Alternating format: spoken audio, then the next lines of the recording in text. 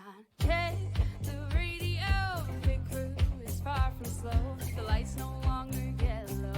Ready, steady, go. Crank it up. Oh, it's racing. Crank it up. Oh, it's racing. Crank it up. Oh, it's racing. Crank it up. Oh, it's racing. In love with the ride. Burning rubber smells real nice. Fuel it up once or twice. Come on, fast is the way to drive. Crowds all on their feet. Not one bothered by the heat. Imagine them in the driver's seat. Checkered flag would be sweet. Crank it up. Oh, it's racing. Crank it up. Oh, it's racing. Crank it up. And ladies and gentlemen, welcome back here to Pizza Race TV, live here today from Madison, Illinois, in the Gateway Racetrack. It is known as Worldwide Technology Raceway, or WWT Raceway for short. And we are now live here for the Champion Power Equipment Fast and Fun Cup Series live here on the show. Hi, everyone. I'm the Crusader Chris Stroud, joining you guys here today, and with my friend and colleague and returning favorite of the show, ladies and gentlemen, please welcome Dustin Slonaker, Sparky himself. Dustin, great to have you back on board, sir. Yes, sir. Back to make an appearance here tonight. Watch these fellas get out here and get after it here at the good old Gateway, or now they call it the WWT Raceway here tonight. And I'm not going to lie to you, but I think our producers actually did not have the audio set on you when you were trying to talk there, so our apologies already. Oh boy, they're already messing with me already. There you go. At least you're able to hear it now. Sorry about that, folks. Well, here I am again. Yes, here he is again, and thanks for coming on board as well here, Spark, as you'll be joining us for a little bit later on in the season as well for these guys. And it really looks like a bit of a wild season from the get-go. We've had some wild moments in between, some really just all-around crazy moments that really have stood the test of time and really have been completely nullified by some really major moments that these next-gen Cup cars can bring to the table. But now they face kind of a daunting challenge, because now this series actually has a bit of an update on the damage model and actually makes the cars a little bit more intriguing to deal with when it comes to bumping and running. So this will be interesting to see how much that damage affects these guys and how much affects the race. Absolutely, yeah. A big update came out today, especially with these cars, like you said, with the damage model. So you guys, if we see a couple incidences here tonight, we'll really get to see what that damage model looks like out here. Definitely going to be quite a sight to see of what that damage model is going to look like, and how these guys are going to adapt to that, and how these cars are going to run here tonight. And adapting on the fly is certainly a big key factor here with this kind of track, and especially with the kind of layout you see presented up on our show right now. Let's take a look at the track tech talk presented by Champ Power Equipment. Dustin, right now, the way this track looks, I mean, from first expression, you would have thought this was really just Darlington in a certain sense, but the Darlington track actually has a bit more banking than Worldwide Technology Raceway does, and a lot of that has to do with the fact that it can run the fender cars as much as it can run the open wheelers. Yeah, absolutely. Definitely, it kind of, by looks, it looks kind of like Darlington at first look, but like you said, the corner's definitely a lot more banked at Darlington. It doesn't race like Darlington. Definitely a different beast here, where turn 1 and 2, you really have to get yourself really slowed down, a big heavy braking zone going into turn 1 and coming off turn 2, and then turn 3 is kind of a little bit of a longer corner. Kind of got to wait on the throttle a little bit before you really pick it up and get off of there. Got to pick up the momentum, pick up the speed here, and of course, the flat banking ends here could make for some really tough little calls, tough little angles to really hit from. We'll have to see how the drivers face and fare with that, as we are now ready to hear from them. We'll start off with our first driver on the lineup here in the PM & Sons number 8 Chevrolet Camaro. It is, of course, Sheldon Pearson now on the line. Sheldon, how's it good tonight, sir? Too bad, and you? Pretty good today here. So right now, as you are currently getting some practice laps around the track here, Gateway definitely a bit of a difference maker and a bit of a track that I think maybe kind of suiting some guys' style when it comes to slowing up more in the corners. But for your style, how's it really kind of figuring for you? Well, being I've never run a lap here, it's not going too great. I'm overdriving 3, which is weird because I think everybody else was having an issue in 1 and 2, but for some reason I got 1 and 2, but 3 is not good. So why is that in this case here for you in that end? I'm just overdriving the entry, I think. Well, I would say probably that definitely could be a good argument there. Dustin, any questions really for Sheldon Pearson here? You said this is your first time out here taking laps out on this track. So far, you said you're having a little trouble there with three. It looks like you're gonna have your hands full tonight. Do you think you'll be able to get it down when we get to race time here tonight? We'll see. I'm just going to start in the back and work on it. We'll see how it goes, man. Hopefully, I don't get caught up in somebody else's garbage, so I can make it the whole race. For sure there. Well, nevertheless, Sheldon, definitely a lot of work to do here on the track and a lot of work to play out for you and the crew. Best of luck down there.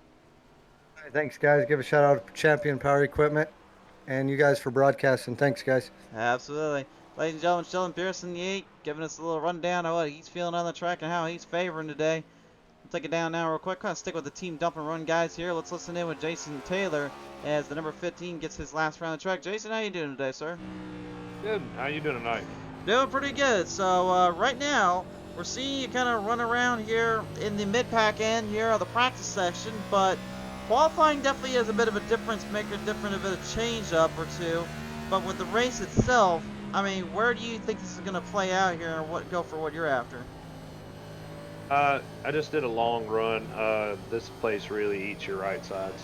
So I don't think we're going to have a lot of long runs in this race.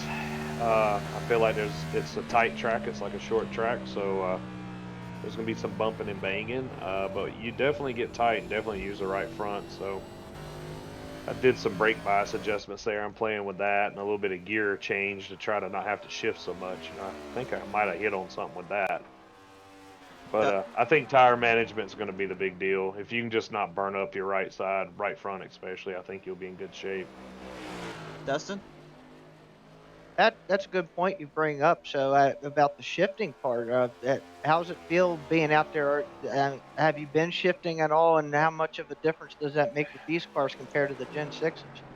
Well, the setup I had originally on this setup, I was shifting quite a bit. I made a little change with the rear end ratio, and I'm actually right now I'm not shifting at all, and it doesn't seem to be hurting my lap time too bad. I think in traffic I can drop down to 4th in 1 and 2 especially, but by myself I can just leave it in 5th and go. I actually think that's kind of helping me get off the corners a little bit because I'm just don't seem to light the rear tires up so easy. Biggest thing I'm fooling with right now is brake bias. Just trying to get, the car wants to push really bad under braking, so I'm just trying to get what's a happy median to start with and adjust as the run goes kind of thing right now. But the shifting, I think it's messing me up a little bit, to be honest with you. I like the idea of just not fooling with it, like the old car. Well, go ahead, Dustin. Yeah, I hear you there on that. Sometimes some drivers can really get that idea of shifting down on some tracks, something similar to like this, and then other ones feel more comfortable not doing that. So Yeah. just a personal preference in that case. So that's good insight that you brought to us there. Yeah, we'll see how it is. I think the way I got it right now, like I said, is in traffic. I can shift and be fine, but then once we get going, I can just leave it in 5th and roll, I believe. So we'll find out. That's for sure in a little bit here. Sure there. Well, nevertheless here, hopefully this one can get figured out a little bit. Maybe the shifting end, maybe something you can kind of dial in like any other kind of road course out on the track here. So, but nevertheless, Taylor, really appreciate your time here, sir. Hey, anytime, man. Y'all have a good one. Enjoy it tonight. You too. Ladies and gentlemen, Jason Taylor in the 15. All right, Sparky. I'll let you go ahead and choose this one, bud. Who do you want me to pull in next? Let's see. Let's see if we can, let's bring in the guy that's currently kind of leading the practice at the moment, if we can. Could we bring in Mr. Craig Janzik in here? Well, I don't know. I mean, you ask him. Oh. Good evening. Let's see.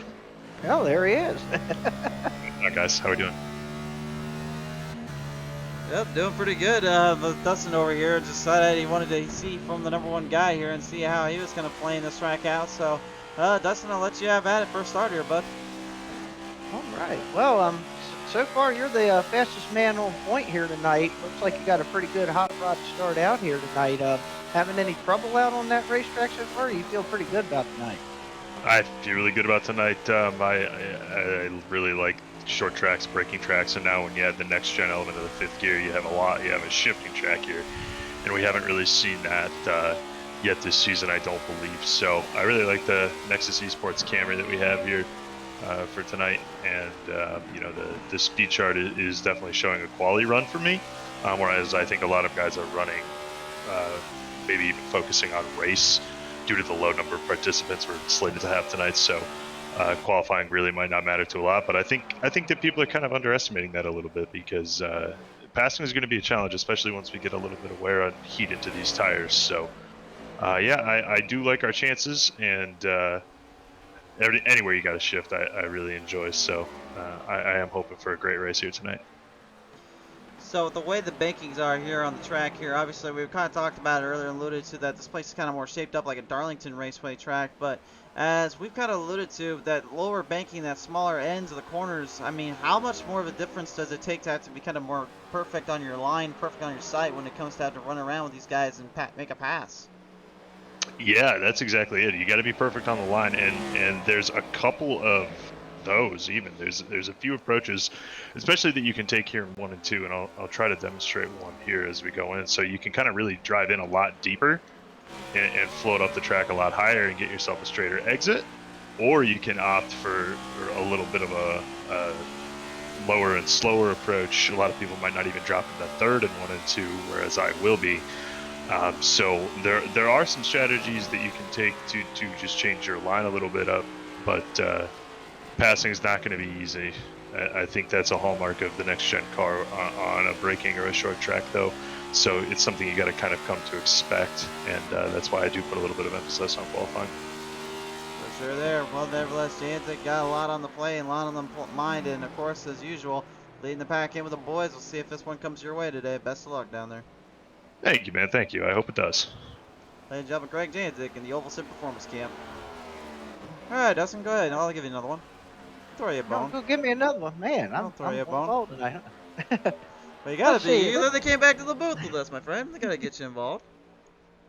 Let's see. Let's see who else is out here running around out here. Let's see. Let's pick somebody from the another Toyota camp there. How about Caleb Forsyth? Let's see if we get him on the line Yeah, there. you want Caleb Forsyth in that Chevrolet Fire Department 76? Yeah. Alright, let's bring him in. There he is now, ladies and gentlemen. Number 76 driver is Caleb Forsyth in the Chevrolet Camaro Fire Department Coffee. And Caleb, how's it going tonight, sir? Yeah, it's going. To be determined. It's yeah, I don't know. This is a weird track, man. It's a lot of fun, but it's weird. A little bit weird and a little bit more racy, it seems as though, when it comes to having to try to kind of move and shove a little bit around the track, as we noticed in the real life racing. But for you and your crew with the NPR, obviously, we've known you boys to maybe ruffle a few feathers here or there, mainly when it's Stacker on the track. But since he's not here, I think really you're kind of the next best thing, really, so far. Well, never mind, he has just showed up. Yeah, he's trying to get some technical issues solved. But yeah, no, I'm definitely not worrying about ruffling feathers tonight, especially after last week. We're just gonna let her eat. What happens, it happens. Dustin? Do you pretty much have yourself thinking this is going to be kind of a short run race, or do you think this is going to be kind of a long run race? I want to say short run just because of how tough this track is, but every time we show up to a track that should be tough, we somehow pull out a long green flag run, which you can run this track really, really fast for a short period of time, where you can average out your times and kind of keep them steady. So that's going to be interesting. Definitely going to take some strategy to pull this one out tonight. For sure there. Well, nevertheless here, Forsyth, any real big things to kind of say to the fans out there before you head on off? Not much. Just thanks to Fire Department Coffee, Chevy, Champion Power Equipment, and all the guys that put this together. And a special thank you to y'all guys in the broadcast booth. For sure there. Well, Forsyth, we appreciate your time here, sir, and we'll catch you guys next time out on this one. Here we go. We'll see. All right, we'll see you later. Forsyth there, the number 76, ladies and gentlemen, representing for the Dump and Run team there. Now time to bring in our last week's feature winner, though, the guy that pilots the Speed Demon setup shop. It's the number 5 Toyota Camry, Kyle Holden. This is Zach. Zach. Wait, How you dang it, doing? Zach. Wait, sorry, Zach. Well, we brought you in anyway. I guess you want to chat? Sure. I'm just watching for Kyle today. I don't have the track, so. Oh, okay. If you're watching for Kyle, then let's get him in here because that was originally who we were going for. I think producers grabbed the wrong button. It's all good. I'm sorry, I did not touch the button. It was not me. I promise you. Yeah, y'all take the blame for this one. That was my fault. Anyway, Kyle, you got a copy there, bud? Hey, what's going on, guys? Going on. So, Zach and you working together a little bit to help each other out today. I gotta ask you both here. Really, how is the setup feeling, and how is everything kind of coming off after that huge win last time out? Setup feels with the updates today, everything's kind of a little bit weird, so it gets kind of loose later on in the run. So, be on the lookout for some wrecks today. Sometimes the car just wants to just go directly to the left. So we'll see how it goes, but hopefully the win from last week gives us a little bit more confidence. Dustin? Yeah, it definitely does give you a little bit of confidence. And so far, it looks like you're second on the speed chart right now, according to practice time. So you definitely look like you found something out there on the racetrack tonight. You feel like you got a pretty good shot to take home the trophy again for a second week in a row. We'll hope so. We'll see how long our car lasts. I think that's what it's gonna come down to. Is just how long you can survive for, and how good you can save your tires. So we'll see what happens after the race, and we'll go from there. So now with Yep. all that's been encompassing and looking to kind of come off of the end zone here in the race, really what's going to be the final game plan when all is said and done? Long run, short run? What are you thinking? Seeing with there's not a huge lobby for today. We might get some long runs, especially with how spread out you can get here. So I'm hoping for maybe a long run, but I wouldn't mind just doing some short runs today. Zach, any final words too, sir? Nah, I'm just here watching, learning. Fair enough. All right, well, boys, really do appreciate coming on board today. Best of luck to both of you here. Appreciate it. I really got to get that producer's booth fixed out when that comes to pulling drivers in, Dustin. That's all right. We'll get it all straightened out by then. Okay, well, I'll let you choose the next one, then we'll get one more in, hopefully, because we're about ready to get ready for qualifying here. Oh yeah. Let's see if we can bring in Mr. Eli the Wild Child in here. Hey, want to talk about Childs here? We'll bring in Eli Childs. Here he comes now, ladies and gentlemen, from Team Dump and Run. It is Eli Childs and his number 9 Ford F1 Ford Mustang.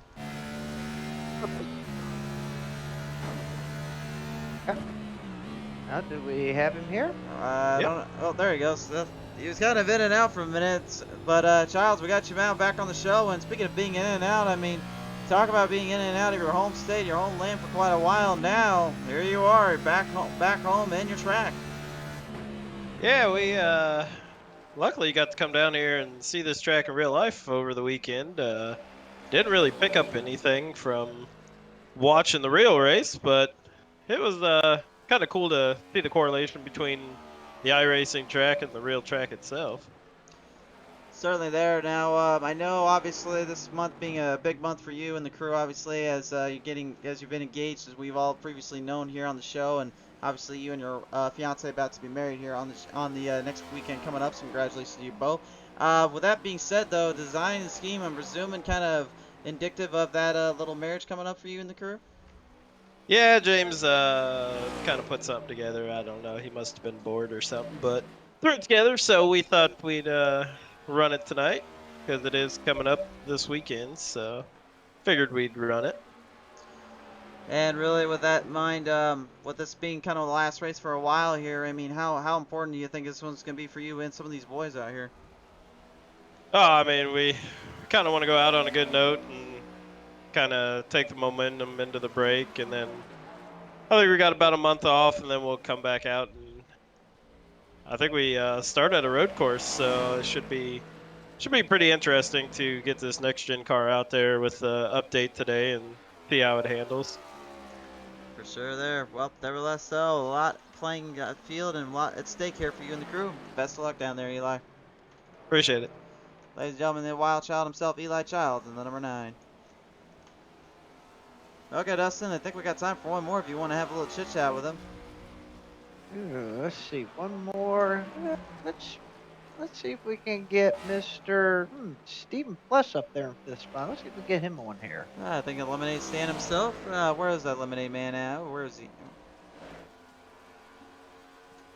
I don't even know if he's. Oh wait, I have my camera on him already. My bad. Okay, hold on. Let's. There he is. Well, representing for Sim Performance, ladies and gentlemen, it is the number 69, and the Fox Racing Machine. It is Stephen Pless. How's it going? Oh, dude, pretty good, my friend. Our friend here in this show, Dustin Swanicker, decided to bring you back up here. He wanted to have a little word with you. Yeah, Hey, well, how's it going, man? Hey, how's it going? How's it going out there on that track tonight? Hearing a lot of folks talking about shifting, talking about saving tires, whether it's going to have a short run or long run tonight. How do you think it's going to go tonight? That's hard to predict. I don't know whether we'll have. I don't really foresee any long runs. I see a lot of self-spinning going on, just because with the shifting coming out in the lower gear, it gets a little tail happy. So I do see a lot of self-spinning. If we can get a long run, I kind of like my chances. Assuming I don't self-destruct like I did last week. But car feels really good. It's actually a very fun track to drive. Now, with it being a very fun track to drive and a little bit of a challenge for you and the crew, I mean, I gotta believe that this also kind of makes things a little bit more of a giddy-up kind of position here to run around here and really have to find some angles to hit off, doesn't it? This is definitely a chance for redemption for myself, because we've car's showing us got pretty good speed in it. If I can just keep the thing between the ears straight, we'll be doing all right. Sure there. Well, nevertheless, though, here, Plus, as we're about ready to enter into qualifying, your best wishes of luck to you and the crew today. Thank you, sir. Ladies and gentlemen, Stephen Pless, number 69, as he prepares to go at it here with his Sim Performance crew. And, well, Dustin, really, it's about that time, my friend. Yeah, quickly coming upon us here. We're going to get ready to get these cars qualified, get the starting grid all squared away here, and then we'll see these guys rump and roar around here this place here. Yes, indeed, and with a whole laundry list of guys right now trying to get some positions, trying to also get a chance and a half to engage into the playoff system. They need a win, they need some other stuff to them, and it could be a very tight little angle, tight little spot to have to work around. But the best will survive and the best will compete at the top level here no matter what. Absolutely, yeah. We're getting a little bit further into the season here now, so yeah, it's for some of these guys, they're really going to have to start working to try to get themselves in position to be into the championship form here. Well, the championship form definitely is about to be put to good notice and put on full regard. We are now set for our qualifying session here. You go ahead and watch a few drivers here. I'll keep my eye on a few. As I'm going to start off, I just kind of keep an eye on Craig James to see what his qualifying time will put up. We'll see now.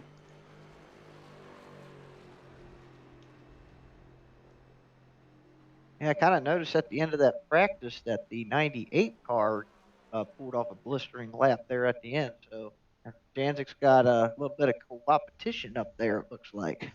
Definitely has some competition indeed, as he looks like he's just kind of psyching himself up a little bit. He went off to the track, now back on, so it looks like he's now ready to get to the qualifying stage here.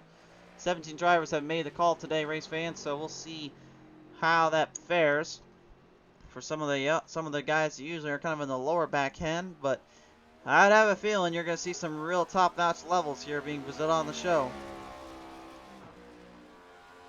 And between that and all the insight that each of those drivers that we interviewed earlier, what they were talking about there about shifting, about the tire wear and everything else, there's going to be a lot of different variables in this tonight. There is definitely going to be indeed, and you know, we heard some drivers say that they can find ways to not shift, they can find ways to have to shift, but I don't know, to me the best route is just whatever suits your style and suits your racing habits, but long term wise, I mean, how much that fuel are you going to cook up just having to shift in and out as much as you are versus how you would be if you're not shifting in and actually staying a little bit lower to the track? Yeah, it's like some of the drivers even I mentioned as well. Some of the guys shifting have been having trouble with the car kind of stepping out on them and getting loose on them. So that's another concern as well with these guys, with everything going on with the update and everything like that. These cars with them shifting, it seems like they just get loose off the corner, and that's something maybe some of them are not very familiar with at the moment. Could very well be. Janik laying down 34.17 here to the 34.30 of Fortune Fornshell here. Here is Robert Lawrence in the 34 as he lays down his second lap. And looks like his first time is going to be quicker, so he'll lay, actually second time will be quicker. He lays down a 34.45. That will put him into the fourth slot for now anyway, as Matthew Johnson now puts up his second lap here on the track. Ran at 34.84 there out of the gate. Spark and Dustin, right now, the way I'm looking at it, it's a pretty close corner little race off here for these guys, and really making things so much more difficult and so much more tricky to have to figure out at their top level and their top best, and that's really what's making things so difficult for them. Yeah, absolutely. With the two different turns and having to try to get that momentum off the corner, trying to get as much speed as possible without even losing the car at this point. Without losing the car indeed, and it looks like Matthew Johnson lost something under that hood there. Actually had to back off the throttle. It will only get a 35.82 as his last lap there, so that will slow him down. Second, Brian Lorenzo, though, his second lap will be his fastest. He gets a 34.51 for his troubles. Not bad at all. So we take a look at Kevin Kirscher in the number 91 factory current canopies machine. He's now putting down his lap as he laid down at 34.93 for his first. Looking to set a little faster on the second. And looks like actually looks like that he's was going to do. Yeah, it looks like he. Yeah, it looks like he was pretty much done at that point. He's going to go ahead and bring it on down here, and that's going to be his run for the day. Didn't quite realize they were all pretty much completed on their laps there. So that is your scoreboard right now, race fans. That is the time set in the deltas. Slowest of the pace though, William Mann Jr. That was one that qualified out here. Sheldon Pearson did not qualify, so be well aware of that. He'll have to start at the very back of the field. Craig Janzig, though, just barely eking out Boyd Hagen, as Hagen once again comes out and puts on a show, puts on a run here on those boys. And you can definitely tell he is already trying to make things work for him in this crew as much as he can, especially missing last week. Yeah, absolutely. Boy, that top row there, those two were the fastest cars there. We'll have to see if they can hold that for the whole race. But yeah, 34.166 to 34.190 for Hagen in second there. Richard Fornshell had a pretty good lap there in third.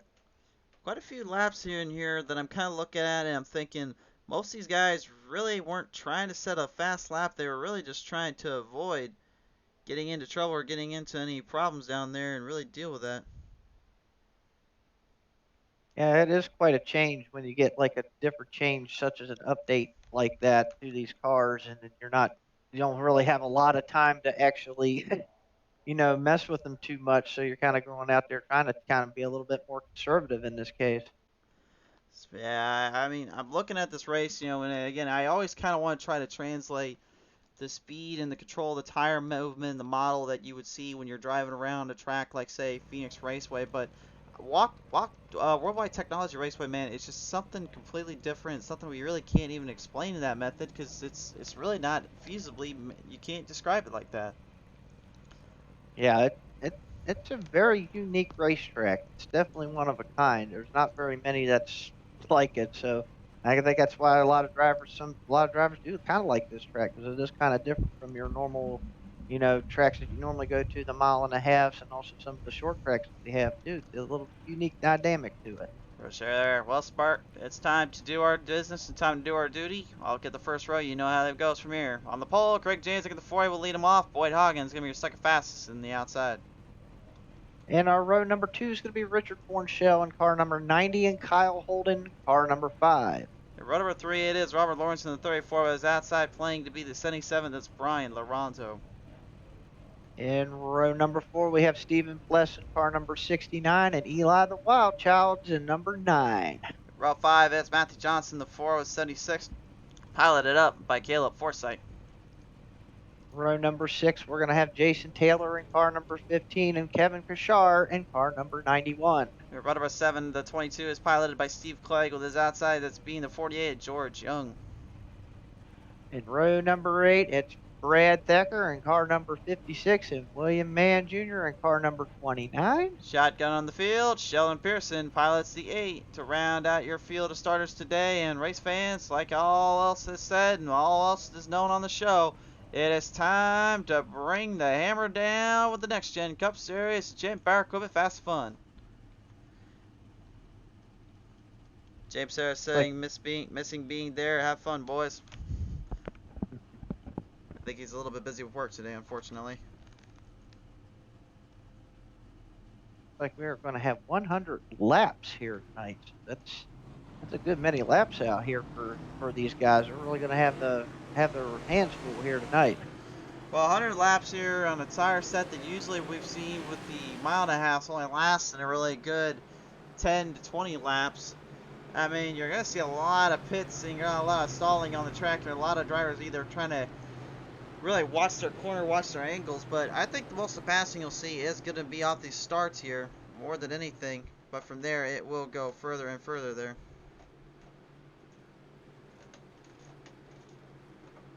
And it looks like we did have Robert Lawrence in the 34 is on pit road. Not sure if we have a problem there on that car, but he is sitting on pit road currently.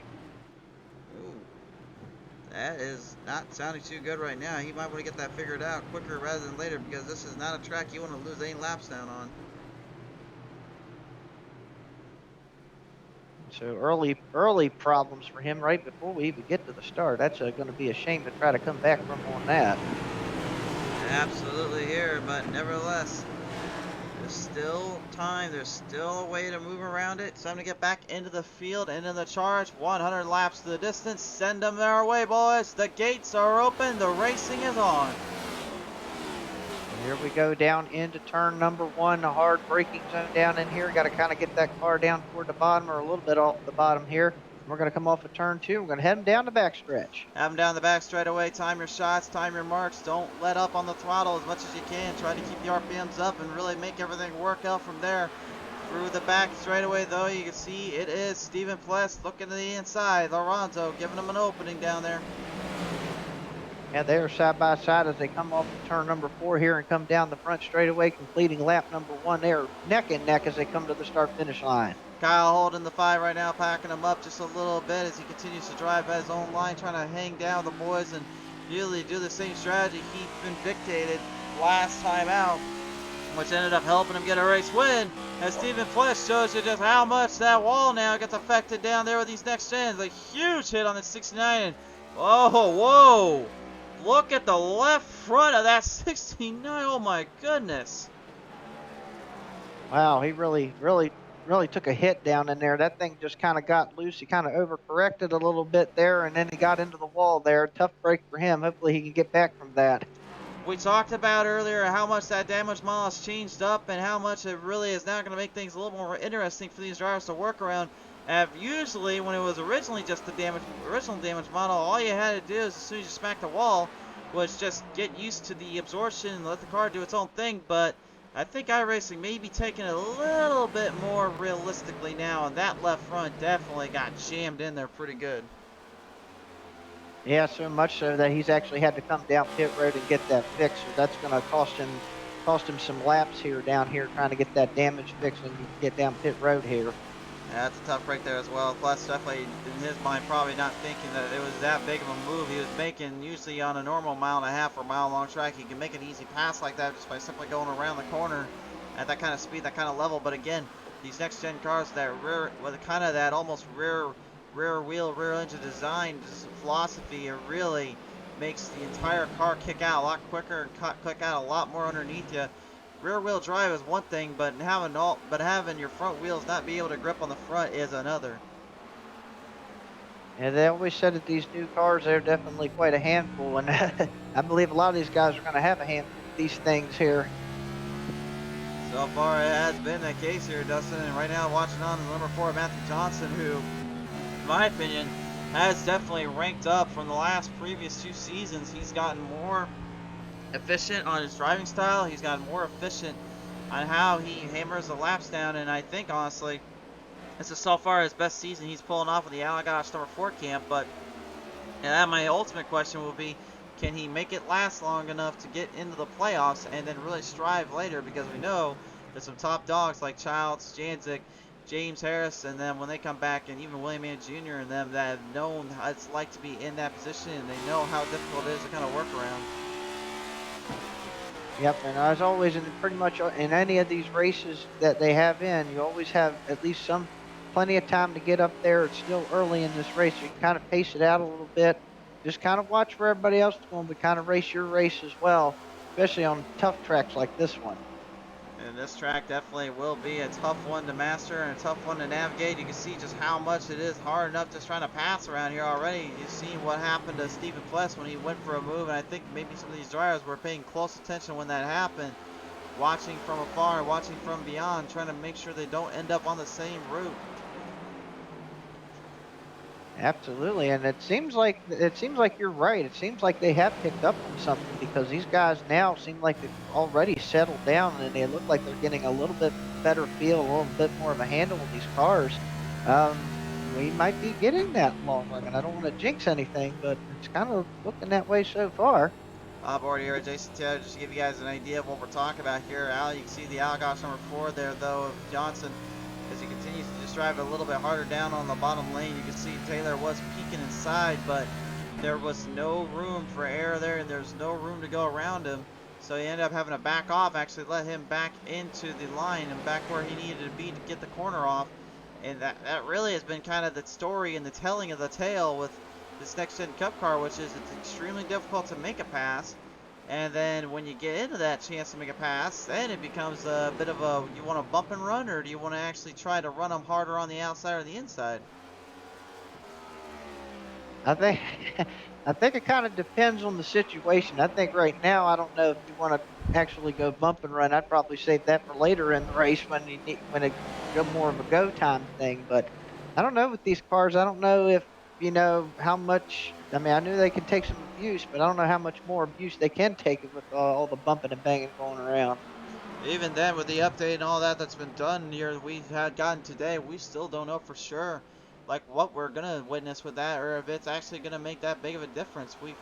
It seems as though that it could be a matter of just of hard racing versus versus mental errors being presented on the show. Again, these guys are having to use two different strategies, either shift in, shift out, or long run and short run. There's so many variables they're gonna have to face. Honestly, if I was them, I'd be keeping a close tab on everything I'm doing.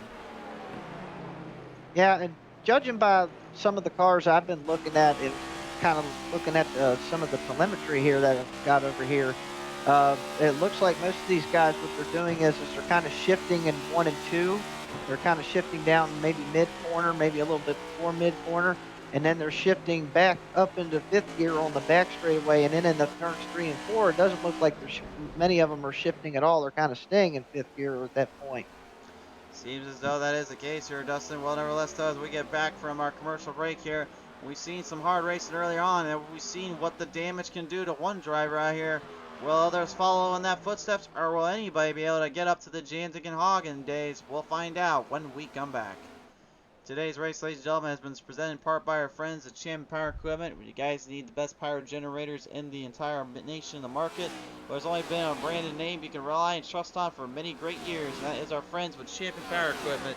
Be sure to visit them up on their website at www.championpowerequipment.com to find the next best power generator for you and your cause. Thank you again to Champion Power Equipment for sponsoring the show. Dustin, right now we got two major battles going on, two key figures in Janzik and Hagen, and also Kyle Holden and Richard Fornshell having a little bit of a tussle here. Fornshell opening the door up to Holden. Holden, I think honestly, has given us the first true pass of the longer run here so far. Yeah, it looks like that's the case at this point. It looks like there's just little small battles going on around here, and noticing the lap times too. These guys are already lost about a second and a half of what they were running at the beginning of the green flag. So the tire fall off is really falling off big time already. And some guys that are set up for the long run, I think they're gonna get their advantage here. So maybe that's what Kyle Holden's kind of hoping for. He might have a little bit of a long run car at this point. The thing with him is he's always been kind of a strategist when it came to how he played out certain races and how he kind of played out certain factors. And we're seeing kind of that same regard of racing, that same kind of style that he's bringing up to the show, as we're seeing two champions right now that have already won this season now completely outright, and that's Hagen and Janzik. Just having a little bit of a duel here. And having Hagen right now on the onboard, you can see only shifting down into 4th, but he does kind of stay in 5th for most of this run here.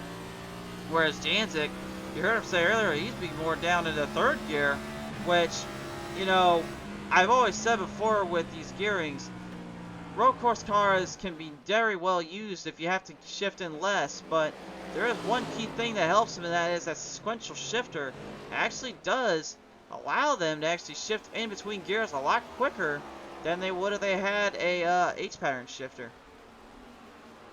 That's definitely true, and that's probably what's going to help some of these guys with their shifting like that with the sequential shifter. You can get to those gears way much quicker with these cars.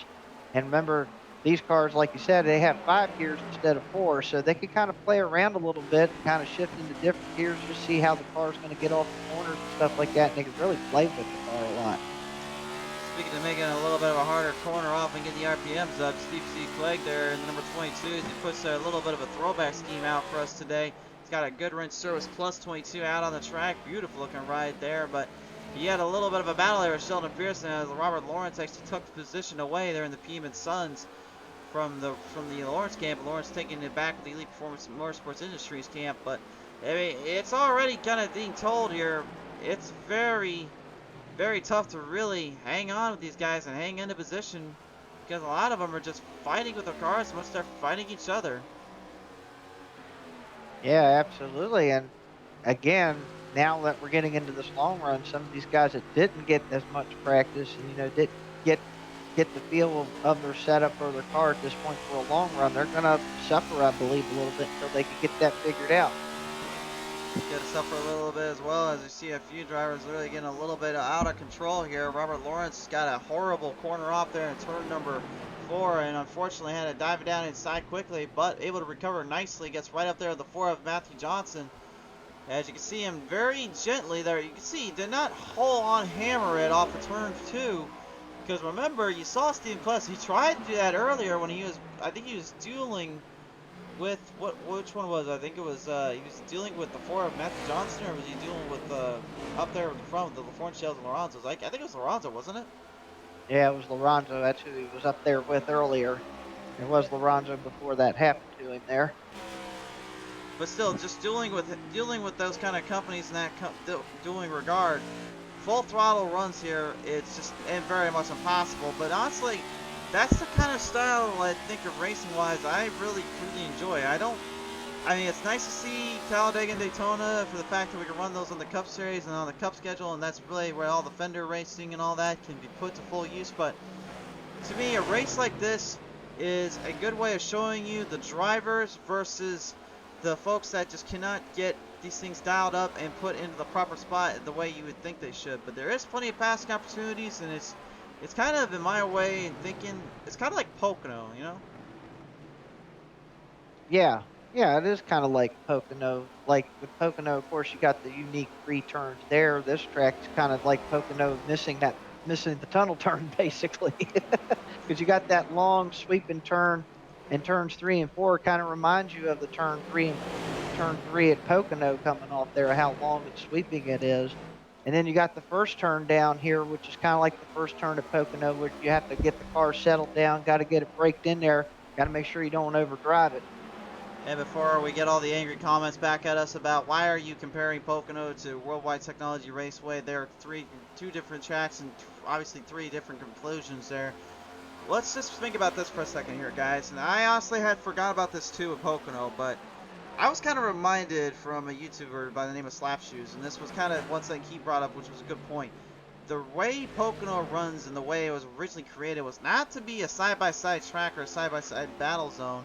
It was made to be kind of more of a slingshot end track, but also it was designed more for the endurance level of racing. It's designed to put man versus machine at the highest level, the tallest power. Sometimes that's more intriguing and more rewarding to know just as a driver, also as a person, like how you're actually able to get around that, actually able to take that down. I mean, people can say what they want about the Brickyard 400, but that was also its intended purpose as much as it was for the Indy, as much as the Indy 500 is too. We seem to forget that a lot in NASCAR. Absolutely, very good, valid points about that as well. Yeah, it just seems like that's kind of a forgotten thing with that. Woo! Speaking of forgotten things, the Speed Team Setups number 5 Holden, I think might have forgot. He's got a couple more gears in that thing. Nearly goes for a ride off turn 2. Great save there, but I don't know how the heck he did not split that thing in the wall the way he was looking. That rear end looked like it was going to kick out and give out on him. And by the way, while we were discussing about the Poconos and the Indianapolis and all that going on, Mr. Hagen has taken over the race lead. He has indeed. He's got a pretty good lead on Craig Janzik here. Both drivers separated out by about a 3-second gap here. We're going to take a look at the PT Mr. replay and see how the heck this transpired, because that's a big move off for Hagen. It looked like he had quite a bit of time to do it, but it looks like actually it took him a bit of time to get up there. So looks like we finally have found the clip that got him into this race lead. Here's a look at it. Came right off of turn 2 here, Dustin, and found a little bit of more speed. Janzik tried to block, defend here as Hagen was going down for him. Went up higher a little, then performs what we call the diamond crossover, which is basically you diamond it off the track and look to kind of cross him over. Well, Janzik crossed himself over by going way too hard off turn number 4, and Hagen making him pay for the troubles. Yep, absolutely. That's all it just takes is just one little slip up, and then all of a sudden you go from leading the race to going back into second, and he's fallen back a little bit there. It's kind of kept it at 4 seconds at the moment, but right now Hagen's definitely got the track car dialed in, especially for the long run at this point. Well, even with Janzik smacking that wall protection down off turn number 4 there, it looks like the right side didn't take much damage in there either. That's the thing I was wondering about too with this damaged model. If since they try to get it a little bit more realistic, because these cars kind of got like that more of give with the bodies now. So when you actually hit the wall, it doesn't like bend as much as it used to. It kind of got a little bit more give, and you can kind of knock that fender back out. Give that fender a little bit of a back out, a little run off here, and we've also kind of talked about how difficult things can be sometimes with the way the racing can be, the way the performance can be on these cars here. But I think also something that we haven't talked too much about either is we've talked earlier from the NASCAR folks, and we heard some of these drivers that taking a hit in some of these cars, man, is it's not exactly the same as what it was in a Gen 6 if you consider safety reasons, but it's still a safe car for the most part. But I honestly kind of think that some of them are saying it reverts back to those Gen 4 days, as we've heard a lot of people kind of talk about the way they wanted to bring it back to. Yeah, I kind of agree with that a little bit. With that, it kind of does kind of go back to the Gen 4 days, where these cars can really take a hit, and it really looks kind of interesting when they do, and kind of scary at times. I remember back at, I believe it was Texas or Charlotte, where the 17 car flipped over, and that was something you normally don't see at a track like that, a 1.5-mile track like that. Normally you see that at like Daytona or Talladega, and just how the car dug into the grass and flipped over like that caused such a big, a big dramatic crash like that. So yeah, I kind of agree with that a little bit. They kind of do remind you of the old Gen 4s a little bit. Just to give guys a little more of an idea of what we're talking about here as we go on board with George Young in the 48. But if you remember what those Gen 4s, which really in our end now with iRacing would be the ARCA series we see on the show, you can see there's a lot more open space, a little more open cockpit area. So that technically what it's designed to do, it's supposed to give a little bit more breathing room, a little bit more edge for the car to kind of take the hit and to absorb it. But it also means under the right circumstance, on the right position, you can definitely feel a little bit more of the impacts these things can. I think even Bubba Wallace had said at Talladega when he took a huge hit, like, I can't take too many more of those. Honestly, when he said that, at first I thought, well, I mean, he's probably just a little shocked that he took the hit, but then looking back at it, it's like multiple drivers have said point blank that when you take a hit these things, it does not feel good, and it is probably one of the harder hits you'll deal with in a race car. Absolutely. So it looks like that these seems like that these cars got a little bit more pack a little bit more punch when you take a big hit with these things. And yet Denny Hamlin thought it would be a good idea to try to get to Ross Chastain the next chance he gets out there as well and say that. And well, then again, that's just Denny Hamlin for you. So Absolutely. Meanwhile, while we was talking about that, we're starting to see some cars hit the pit lane here. Just saw Kyle Holden. He's already gotten down on pit road, and it looks like Caleb Forsyth is also on his way down pit road. yeah, they have hit the pit road here, and they're currently just kind of stretching out some laps for some of the other guys here. But I would say, we talked about the pit strategies earlier. One thing we have not talked too much about today was, who are our best long run, just staying out as long as they can drivers. And I'd say one of them, without a shadow of a doubt, is the man we see there in William Mann Jr. in the 29. If you remember right, he was literally the guy that about 2 seasons ago had almost stretched himself out on not once, not twice, not 3 times, not even 4, but like 5 separate occasions of actually a long run green flag stint on fuel and tires. And he nearly came away with a victory about 2 or 3 times that. I mean, if anything, he doesn't have to worry about having to get that first win off. He got that in the Super Money race there back just a couple of weeks ago, which a big congrats to him again on that. But I mean, it seems as though his confidence level has boosted, and if this race goes the way he likes to play it out, I wouldn't put it past him to actually be able to outmaneuver and outclass some of these guys. I mean, Boyd Hagen may have lapped him down now, but that don't mean nothing when you have to go back in the pit road and have to get more fuel and tires, and you can see where Hagen is right now. He's going to have to really play this one out prospectively here. Yeah, absolutely. And again, good shout out to William Mann Jr. on that victory for him. That was well deserved. And yeah, that does definitely give you a nice boost going into the next couple races for sure to finally get that monkey off his back and finally get a win on PTM Racing TV. That was very exciting to see, and good job to him at getting that win. Hopefully he'll start ringing off some more here. And indeed it is right now currently as we're watching the race continue on from here on out. You can see a lot of runs and a lot of green flag ends and stints being put up for grabs. But race fans, when we come back, we are merely just continuing with this race and just continuing on. We'll talk about the pace and the lap dictatorship right now as currently Boyd Hagen leads our field.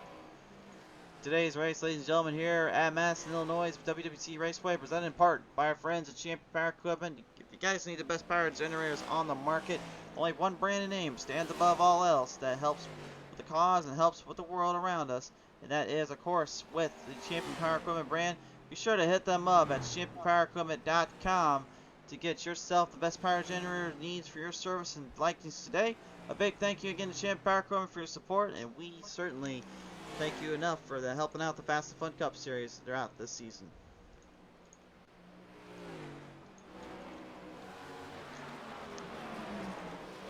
Well, Dustin, right now, I mean, I was kind of expecting it to be a little bit of a longer stint on the last for some of these guys, but some of them may have been tearing them up a little bit too quick, too soon. I know they're running open setups down there. I mean, do you think maybe that makes a bit more of a difference when it comes to how much fuel you can put into these cars and how much tire wear you really try to play off on them? Definitely, since these are open setups, definitely. And again, can't say it enough that the new update probably put a monkey wrench in some of them open setups here tonight. So what you had coming in here from practice before this race and before the update happened, yeah, that may have changed things a little bit from what your original game plan was, but I don't think anybody expected this long green flag run that we've got. We've gone 37 laps here, and now I think guys are trying to figure out, is it worth it to come down and get these fresh tires early and make up the time while these other guys stay out? Or what is the strategy now? Because I believe that pretty much a lot of these guys did not expect this race to go this long green flag like this. It's a bit of a wild ride out here right now, but I mean, the biggest thing again is, we're looking at the full stint. We're looking at the full stint of the green flag run. We're looking at how much these laps are put down on the track. Hagen staying out amongst most of the crowd. Same thing for Mann Jr. Eli Childs, Jason Taylor, Sheldon Pierce, Caleb Forsyth, Stephen Plus have all been in pit road. Stephen for more obvious reasons than not, I guess you could say. Really due to the fact that earlier on, unfortunately, he has found himself in the dire flat spot end of turn number 2, and then ended up setting it down to the inside wall, where we got to see a really good look at what that damage model really looks like down there. And I tell you, Sparky, it's a very, very scary little thing to know. That's what these cars can look like if you just take a good hit off them now. Yeah, and maybe in this case with the new damage model, maybe this is a good idea for, you know, not just these guys, but other leagues out there that run these cars to have a good look at it. And maybe some of these guys out here running may have a second look at it here and be like, hey, maybe we got to be a little bit, save the car a lot more, because we really don't want to booger these things up, because it really does change the onset of these cars. It certainly does indeed, and you can see now just how much a fresh tire set will do differently here for you between the drivers in this fields here. Boyd Hagen opened the door up, letting Kyle Holden on by right now as currently he's trying to hunt down George Young in that number 48. And Hagen, the way he's going right now, has lapped up to 8 of the 17 drivers on the track before Holden got to him. And that's already kind of a scary deal and scary thought if you got a guy that's already doing that. Meanwhile, you got another couple guys that are trying to last out the full stint. I think Hagen, honestly, his plan is get the halfway marker and kind of do what I think William Jr. was trying to do here, which is go full halfway and then go into pit road. So he only has to spin it once versus twice, but it's just not looking good for any of them right now. If Hagen, the speeds he's laying down and what he's doing is completely tearing it up. Yeah, yeah. I'm a little concerned though, because hopefully this thing will go out green, because if there's a caution that gets involved in this, that'll really throw a wrench in the plans. Because I'm looking at the lap time that the guys on pit road just came off. Craig Janzik, Kyle Holden, they're running about almost completely 3 seconds faster than what the leader's running. And if the leader and all them have to come to pit road and wait till lap 50 to get those fresh tires, those other guys are going to be ahead of them on time for quite a while, and then they're going to have to play catch up for a little bit. Now, that may get them back on track once they get on pit road and get the fresh tires and get back in there, and then they'll be starting to run faster laps than the guys on the older tires. But boy, they just better just hope that this thing does go green the whole way if that's going to happen. Well, so far it's been pretty clean, green and fighting machine out there, to say the least. There hasn't been too much trouble other than just the one little slip up. Thacker, unfortunately, as you heard earlier on, saying he had mechanical problems and failures with the internet end, so couldn't quite get the car to work out the way he was hoping for or stay out as long as he wanted to. And that's been kind of the difference maker here for a lot of these other guys that are just trying to move their way to the chains. Even Eli Childs in the 9 now, just using some serious power and speed, gets around Wayman Jr., who was out longer than him here. So, yeah, I mean, it looks like that stint is what's really making this shape, making a big difference here for this crew, as he's getting rooted on as well from his loved ones here, and his fiance, Jess Ruckerberg, rooted him on, saying, "Let's go, Eli, we love you down there." Yep, we're still just watching them along here. We're at lap 44, so we're almost to that halfway point, like you mentioned earlier, almost at lap 50 here. And yeah, sooner or later, these other guys are just going to have to hit the pit lane here, because they're going to be losing a lot of time here. Matthew Johnson has headed in a pit road as well, so he is now in. But now that kind of brings into it another little stint here. But, you know, if I was, you know, say like a Man Jr. or Richard Fornshell, who Fornshell hasn't been in pit road either, by the way. So, honestly, right now, I think really your guys to watch out for may not be Man Jr., but maybe, you know, besides him, I think honestly it would be probably the Fornshells, the Ronzos, and the Janziks if they could get this long green flag run lap to work around. But for Janzik, you know, he had to go into pit road on lap 33, really due to the fact that he had a mechanical problem, also got slammed into the wall. Yeah, and he has unlapped himself, and he is only 19 seconds off the lead right now. So he's really made up a lot of time. He's already got unlapped himself, and he's could get through the field with those fresh tires now. And I'm curious to see when the 96 and the 90 car both pit here, where they're going to stack up and where Janzik's going to be when this is all gone through. It's definitely an endurance battle between themselves, man versus machine, as currently it is machine that is winning out this fight, but the man the men in their cars and the men in their speeds are right now currently trying to tame that alive and take that back for their liking here.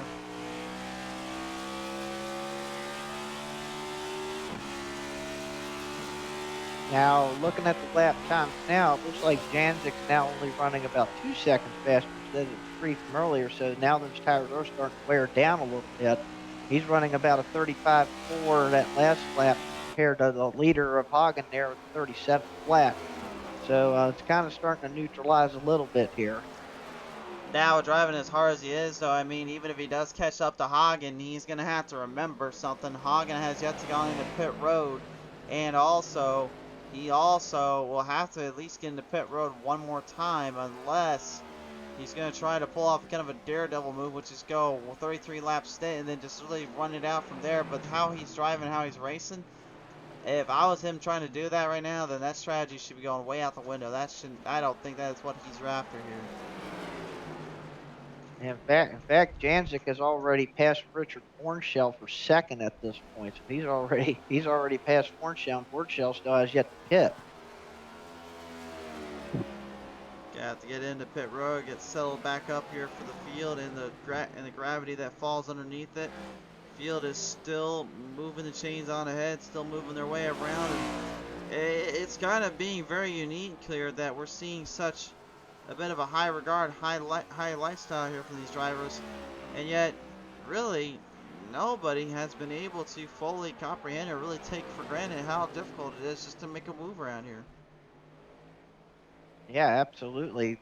To make a move, to get that run, to get on the inside of somebody or go around the outside or try to pick the fastest line or the best line around here, because these guys are trying to find wherever they can run or their car can run at, and what also they can get good lap times at. Some of them will run the bottom. Some of them's been trying to kind of cut up high and cut through the corner. It's just depends on how your car is feeling and what you feel is the best way to get around here. Well, Lorenzo and Lawrence have both headed into pit road here on the halfway marker, and now you can just see really their plan of attack, their strategy. Even Willie Mann Jr. having to admit defeat as well, and he's been put a lap down or two already. Boyd Hagen, though, clearly, I really think he's going to try to get as many laps as he can so he can just go full send it when it comes to having to face off with Janzik here. Yeah, absolutely, and he's staying out there to see how long. Because one thing is, if a caution does come out, pretty much a lot of the field will be a lap down. Well, right now we've got 4 cars on the lead lap, so that would be a heck of an advantage right there off the bat. And looks But like we just said that he's going into pit road now, so that will kind of slow down them a little bit as they are starting to pressurize the field. Yep, absolutely good call on that. Yep, he's going to come down here, get him 4 field goods, and get back out there. Ran 51 laps on that run, so he can definitely make it on fuel and tires to the end at this point. Coming up closer, coming up to the end now. Janzik obviously will regain the lead, but remember, again, he was in lap 33 that he went into pit road, and also when he was battling Hagen earlier, had smashed the wall protection down there, giving himself a little bit of a headache. But something we forgot to mention too, Richard Fornshell and George Young have not been into pit road. So they've actually out kind of smarted on the long run from Hagen's end, but I don't know speed-wise if that's going to be enough time to drive as hard or even harder than what Hagen can do or a Jansen can do. 'Cause to me, the track is just kind of playing more into just run the field and run the gauntlet as long as you can. That could be the case. The only thing that would change that up is if a caution would come out. But I think with this long green flag run, and I think that the 96 there of Hagen, I think made the right decision here to go to the halfway and get them tires, because now I think he's going to start pulling off very fast lap times, and I think he can catch back up and retake this lead. And now all I know is if a caution flag flies on out here, I'm blaming you for jinxing that one here. Well, I've pretty much tried to jinx it earlier by saying a long green flag run, and so far they've done that, which I did not expect. So, I mean, the thing is, they have put some green flag run-ups here before on the show for a while or sake, but when we had a lot more guys on the track, man, they were kind of finding a few of them in between that were just getting a little bit over their heads for themselves and found themselves in a bit of a bad spot or a bit of a bad omen. having to take on some of the top tier level guys like Hagen and them. And, you know, once again, Boyd Hagen just doing kind of what Boyd Hagen's zoned to do, which is just go out there, drive, and let the race come to him. And once again, it's continuing to play out the same way he wants it to. Yep, it looks like he came back out onto the racetrack. Looks like he's in the 6th spot, and it looks like he is going to stay on the lead lap. So he's now going to drive his tail off here and see if he can get back up there and challenge Janzik for the lead. That is definitely the case here, and right now we're nearing past that halfway point. We're nearing the further end of the spectrum here with the distance runs, the different fields. Kyle Holden, by the way, number 5, has let out quite a few laps, but it went into pit road on lap 29. So we'll see if maybe he has something up his sleeve or something up his antics here, as we'll see later on right now. But race fans, we'll come back from the race here at Worldwide Technology Raceway. We got more coverage from work. We'll be right back. Today's race, ladies and gentlemen, presented in part by our friends at Champ Power Equipment. When you guys need the best power generators on the market, only one brand name stands above all else, and that is our friends with Champion Power Equipment. Be sure to check them out at www.championpowerequipment.com to get yourself the best power generator on the market and the one that will suit your needs and suit your day-to-day life. Thank you again to Champion Power Equipment for sponsoring the show and the league. Dustin, I mean, times-wise here, it seems like we've got a pretty consistent batch, but at the same time, we took a look at our best lap times, and this is a bit of undershoot versus what we had in qualifying. Not too far off, but at the same time, I was expecting maybe just a little bit slower than they are getting right now. Yeah, looking at, well, I'm still amazed. I'm still shocked about Richard Forshell. He's still out there running around out there. He's been out there for 57 laps. That's just quite something watching him. But watching the lap times, definitely. Now, of course, the other guys that's already pitted, their tires are starting to wear down a little bit, so their lap times are in the like 36-second range. Hagen, who just came off the pit road, he's now running almost 35 flat, 34.9. So he's now getting that 2 seconds a lap advantage to try to run everybody else down at this point. But definitely the lap times are running a little bit slower, but the guys that's on the fresh tires, you can tell they're still running pretty fast.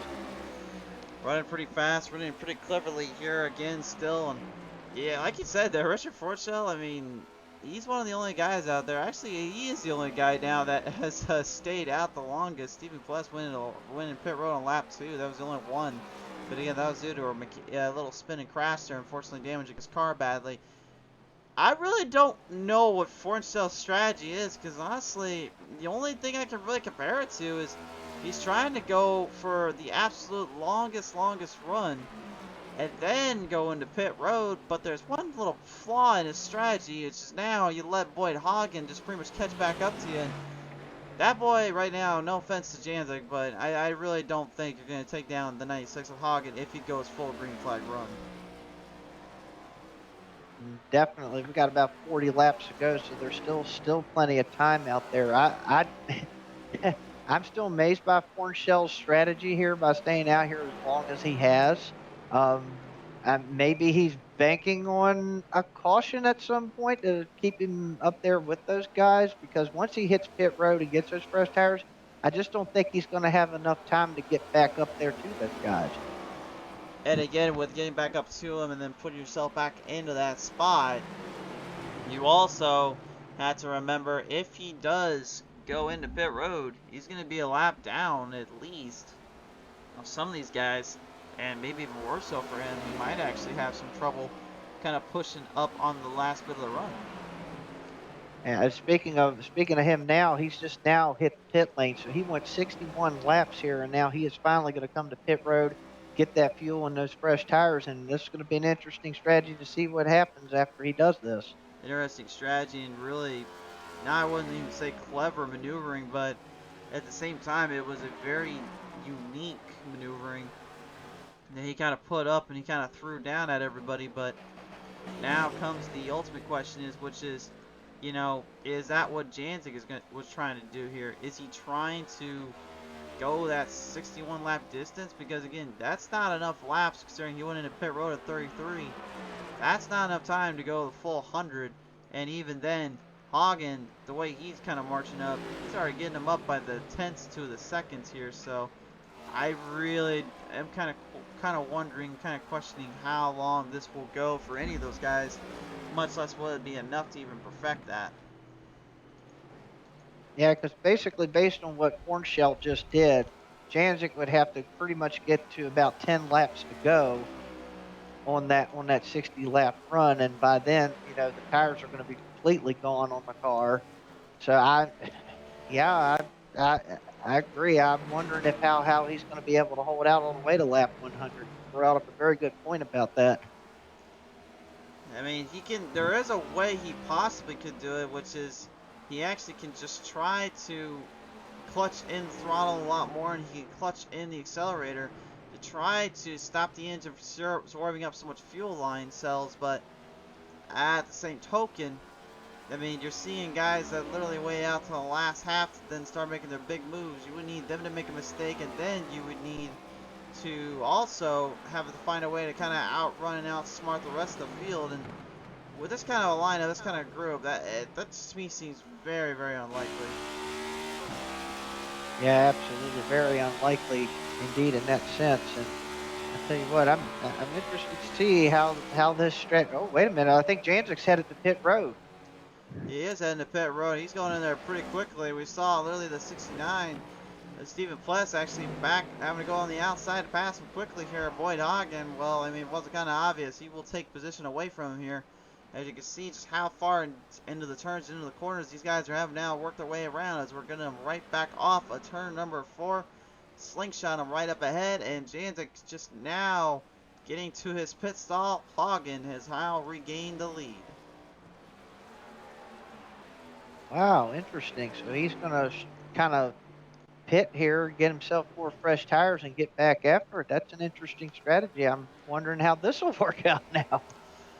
I mean, I guess maybe it could work, considering how fast he is, but again, Hagen is not going to slow down. Let's be honest ourselves. He's going to keep that speed up. But you were saying earlier they were going about 3 seconds faster than the guys that were staying out as long as they did. So I don't know. I'm still kind of trying to figure out if that's still enough time without a caution to get to Hagen. Yeah, I'm wondering that too. Now, Janzik did have like a 16-second lead before he came into the pits.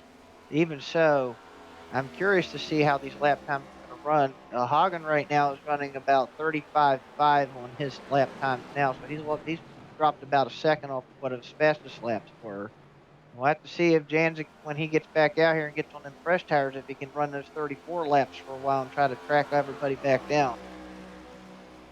Tracking everybody down, kind of keeping up with the position and staying afloat, staying alive as much as you can. And a lot of momentum and charging being put up for grabs, being put up on display here.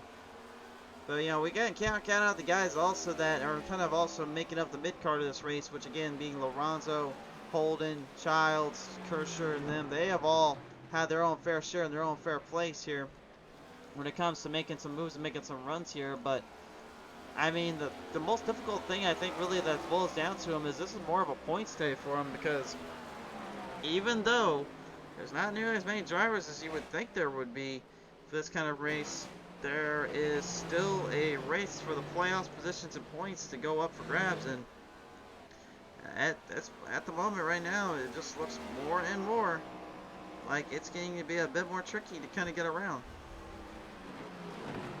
Yeah, absolutely, especially with points in mind and with the shorter field tonight. The guys that were able to be here tonight definitely going to get an advantage on those that did not, because they'll be able to get some more points headed toward that championship, and definitely will help them in the long run. That's the thing. That's if you can run all the races, you pretty much got a shot at it. So these guys that showed up here tonight, they're going to gain on those guys that weren't unfortunately unable to show up here tonight and get those valuable points, and might even get them into the championship. Get him into the championship, get him into that possible contention of winning out the big race, the big moment or two. And you can see right now here, Brian Lorenzo looking to try to cement some more points under his name and roster as he continues to drive it in deep and make it stick in around Eli Childs and number 9. Childs opened the door up for him, and it is Lorenzo who takes full control of it. Yep, I think Lorenzo and Robert Lawrence there, both those two cars pitted a lot later than what Childs did. So they got a little bit more fresher tires than what Childs does. It looks like Childs is headed to pit road actually. Now that we talked about him. That's not the case here either. Childs heads back into pit road, by the way, so the 9 is back into the pits and into the stall. It's just getting more tires and fuel, and once again, you can see the endurance levels being put up full charge, full stakes here, and that's what we were always talking about. We were not sure if that's how difficult it would be and how difficult it would get late into this race or late into the moment, but seamlessly it has definitely gotten there for it. Yeah, I think you kind of hit the nail on the head. It's definitely turned into an endurance race now, which is totally, we didn't expect that at all. It's definitely turned into who's whose tires can last out and what's going on here. And I'm curious to see how this is going to wind up. We're getting close to about 25 laps to go. We're on lap 73 right now of 100. So definitely going to be kind of an endurance race so far unless something else happens. And really, I honestly, in the way I'm looking at it, I don't see it really happening or changing because, I mean, at this point, I'm not trying to play the role you were doing earlier, which is try to jinx this, but to me, it seems like these guys have found the line, kind of found their way, and the only thing they just need to do now is just keep putting laps out on the track and just get this race in and out.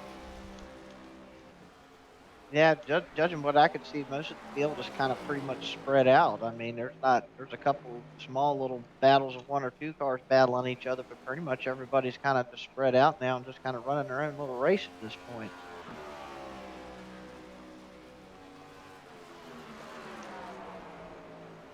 Spread out a little bit, and in the end, you can see we're trying to find some drivers that are coming at each other here, coming up close to one another, but that seems to me to be a little easier said than done. But right now we can say one thing is for sure, and that is Janzik has now closed the gap back up on Boyd Hagen by about a 15-second gap there. And remember, Hagen went into pit road at lap 51. And Janzik right now is catching them by a little bit of a slim error here, but let's take a look at the timesheets to show you guys what we're talking about. As you can see, lap 73 and 74. He got a lot of speed on him, and remember, if he only 15 seconds back, he'd be catched up to him if he's going the rate he's going in about 10 laps. But with that said, that's not to say that Hagen won't end up just trying to drive it in a little bit harder, a little bit more steeper to block Janzik for trying to take that position up. But it is another second gain there for Janzik, so maybe he saw something that we didn't. Yeah, absolutely. Maybe he did. You mentioned about him gaining time like he is right now, and that would definitely get him in position to be up there at the end with Hagen at that point if he keeps going the pace that he's going. And very nice, like a lot of these drivers giving him and the other cars a lot of respect here, getting out, just basically just letting him go by here and go after him at this point, see if they can race it out. Indeed, and again, you know, you talked about earlier, like that long run, that long stint some of these guys were facing up against, and what they really seen on the big ends and the big last minute ends of the track. I mean, I guess maybe you and I kind of thought that would play out just a little bit differently, but that's not the case. It seemingly has changed the playing field up quite a bit. Yeah, and I think even, we spoke to some of the drivers earlier, and they were kind of thinking the same thing, that we were going to have like a lot of short runs, a lot of guys would be spinning out, a lot of beating and banging would be going on, and quite totally the opposite of the philosophy that a couple of those guys thought tonight. And like I said, it kind of threw a whole monkey wrench in the whole thing tonight, and now we got this endurance race going on to see if Janzik can close up in time to catch Hagen at this point. And gotta give a shout out to Lorenzo there in the 77 running third spot. He's had a pretty good run here tonight. Yeah, he's definitely been pretty much kind of firing up on all cylinders. And Lorenzo, as usual, he's had his fair share of moments. He's had his fair share of race wins. And you remember, quite frankly, a while back, he was going for a championship win there as well. Here on Pizza Race TV, he was actually one of those guys in the Final Four at Auto Club that went up against his own teammate James Harris. He almost clips the 22, Steve Blake. He was going up against Harris. He was going up against Jantic and Childs in that Final Four bracket. Came up short to Harris that day, but you know he is a former Truck Series champion, and the fact that his first time in the Cup Series, he nearly took home that championship. I think that just kind of shows that Lorenzo, when he needs to kick it up, he needs to turn it up. He will practice his tail end off to get ready for these kind of races, those kind of moments. But still without a window this season. I think honestly it's just a matter of time before you might see some fireworks coming from that boy. I absolutely agree with that. Definitely the way he is running right now and the way he has been running so far. Definitely knocking on the door, getting ready to kick that door down and get into victory lane. It's definitely coming his way. It absolutely is indeed right now.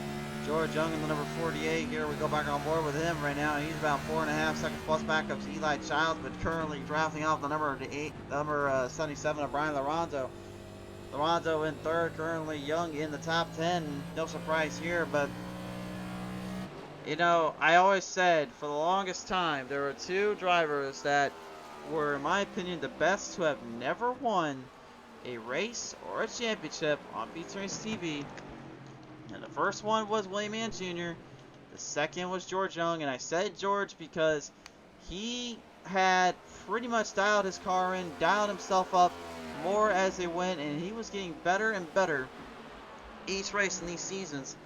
And when we moved over to this next gen cup car, it's almost like all that work and that training kind of went for naught, and now he's having to relearn and restructure everything because he's had troubles and he's had kind of a bit of a problem or two. Figure it out in the Truck Series.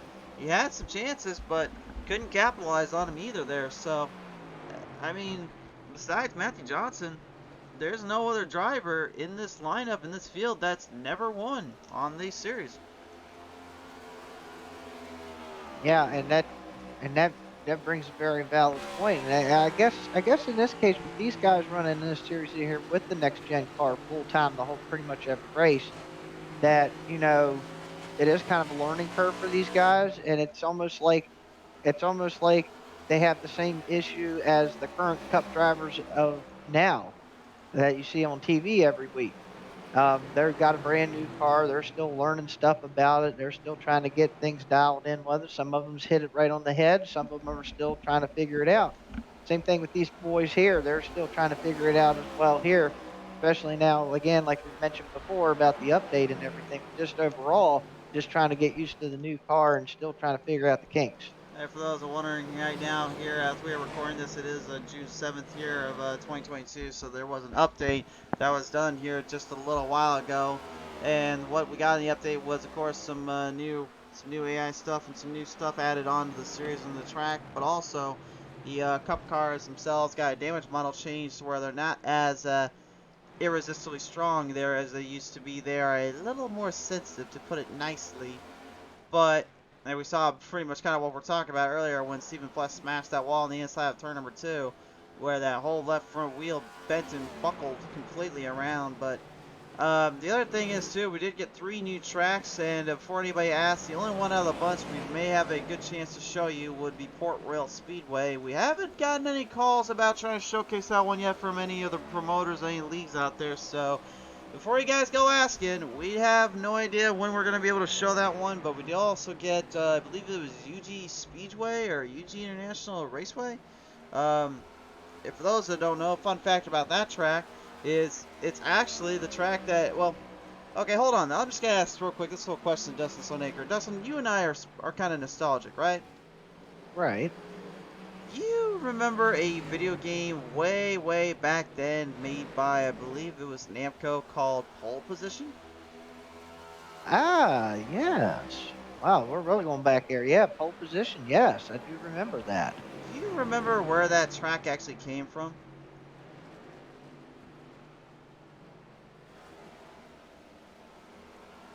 Not off the top of my head, but yeah. Well, you don't need to think off the top of your head because iRacing literally just added the exact same Yeah. track that Pole Position Raceway is based on is actually UG International Raceway. I thought that sounded familiar, but I couldn't put the two and two together. But now you just did it for me. Yep, that's right. And I'm not gonna lie, it's because of that I have kind of I really want to just buy that track and go ahead and get an IR car out there and just test it out, or get one of the or get what that Williams Mercedes-Benz Formula One car they got. I'm very curious now. So, but it is I, crazy to think. So, and well, well, speaking of crazy to think about something, we were looking I'm at seeing that. it too. Yep. Yep. We're getting down to it here. We're on lap 88 now, about 12 laps to go, and the lead is about 4.5 seconds at this point. Color me blind, call me whatever you will, and literally think that I was completely insane to say this, but Hagen with the strategy I thought honestly and with the speed he carried was a winning strategy, he might get dethroned here by one of Craig Janzik because lap traffic is now becoming a factor for that 96, and the 40 has just a little bit fresher tires under that hood, and guess what? He's literally closing in on the 96. Yep, he's got it right now down to about 3 seconds currently. Hagen going into turn number one now, and now Janzik just now getting into turn one himself, so it's definitely getting close. It's getting close, and it's getting pretty crazy to say the least here how hard they are driving off into the distance, into the sunset here. Hawkins trying to hang on, though. You can see he's fighting for everything he's got, but he's running out of laps. He's running out of room, too. We're down to 10 to go. Hagen's going to come off of turn four here. It's going to be about 9 to go when he comes across the line this time by. We'll look at the lap times here and see what it looks like. He ran a 36.8. Janzik is at a 36.5. Ooh. About a 3/10 of a second difference between each other there. Janzik starting to falter a little bit, but now he has only one driver left in his sights. That is literally the number, well, actually two of them, the 90 of Fortune and Brian Larazzo in the 77. That's those two, if you can believe it, are going back at it here for the fourth slot. Yeah, there's a battle within the battle right there between those two drivers. Wouldn't be able to tell on our end, though, because they're both a lap down on your end, but from our end, they are actually pretty much squeezing out every little bit of racing they can from one another, and the Fortune might be a bit of a factor here for Janzik if he's not careful. Yeah, that's not going to go well for Janzik if those two are still jockeying for position, which they pretty much have every right to, but it's still going to hold him up as well. So I'm interested to see how this is going to pan out. Well, it better pan out quickly because right now, Janzik needs to get around both drivers. Lap traffic, now an extremely crucial part of this race. Borchell's not going to let him, Janzik buy him, neither is Laurent going to let him buy him that way, not with the battle positions up for grabs. And Fortune has to open the door up. Lap traffic is now being put into full effect and really starting to test these guys. Hagen is really going to have his hands pretty much cleaned up and have himself quite the break here with how many laps they got left to go. Yep, down to 7 to go here, and Janzik did get around the 90 car at Hornshell. Now he's going to try to get around the 77 here. And you can just see how difficult it is to pass around yet again. You talked from the drivers earlier and they heard what they said, and they said, yeah, it's tough. Lorenzo, though, slightly slowing down to let Janzik get him by, but the problem, that's what he was worried about, was Fornshell doing the exact same thing when he saw an opening, and Fornshell squeezing it right on the inside, takes advantage as he goes straight for the outside run. Veteran move by Fornshell there. Just waited for Janzik to kind of open the door for him there, and then him and Brian are right back at it again. Perfect strategy and a perfect mesh of blending the performance and blending the controls out on the track here. Makes full use and makes full gain of this. But the problem now is for Florenzo as Fornshell takes over position. He's going to need a little bit of help from William Mann Jr. That's not going to help him much. William Mann Jr. into the wall protection slows down Lorenzo yet again, and Fornshell getting further ahead. And as we look back up ahead right now, Janzik, one more car in its way. It's Kevin Kersher as Boyd Hagen, his teammate, currently staying up ahead. Will Kersher try to block and defend to help out the team? The Team BSM right now crew is in dire straits with Janzik literally marching up to him. Boy, yeah, I'm just wondering if those drivers he had to race with there did kind of mess him up with 4 laps to go, and he's only a second and a half back, so he can still get after it. But yeah, he's got to pass that 91 car first, and then take a shot at the 96.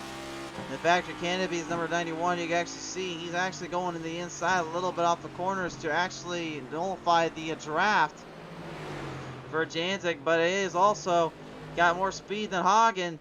He's going to pass Hagen, and Hagen's going to get left all alone with 4 to go. Kershaw trying to get ahead here before Hagen gets in trouble with Janzik. Janzik is now caught up to Hagen, and maybe what I have considered probably one of the best pit stop strategies I've seen in quite some time here, Dustin. Yeah, absolutely. And boy, this this is a way to end the race here after all the strategy and everything going on with this long run. It's going to come down to these two here in the waning laps. The waning laps and the positions now fully up for grabs. Which one will it be though that takes this one? Will it be the Janzik camp, or will Hagen be able to outsmart him on a one less pit stop advantage? Either way, Janzik is going to get to Hagen. Hagen knows this, so he's trying to bolster the speeds up just a little bit to hang on. There we go down the back straightaway. Hagen with a slight advantage going down into turn number 3. We'll see if Janzik is closing. He is coming up here. This is going to be a barn burner as we get down to it. But again, we talk about how difficult it is to pass as well. Janzik, what will he do if Hagen blocks him? Does he get him into that bumper, or does he introduce him to a little bit of a tight corner dive bomb? Janzik is setting him up one way or another, though. It's coming close. Down to 2 laps to go. 2 laps to go as they come off turn number 2, and Janzik is almost there. He can almost feel it at this point as they come down the back straightaway. I gotta wonder what his strategy is going to be at this point. If I was Janzik right now, my first thought is wait until you get into the final 2 laps. Just set the corners up. Coming up down in turn number 4. The final corners are now set here on the 1 lap to go marker. White flag in the air. And trouble off the turn. Hagen lost it in the turn. The white flag is out though. Janzik is going to take this one away from him. Hagen made a bad corner off of turn number 4. And Craig Janzik just swoops this one from him. My goodness, wow. Wow, didn't even expect that. Wow. I don't think anybody expected that. We certainly didn't expect Janzik to outrun him. I said earlier in the broadcast, I thought Hagen was the fastest car. I have to tip the hat off and eat my own words. Craig Janzik to the finish line will bring it home at WWT Raceway.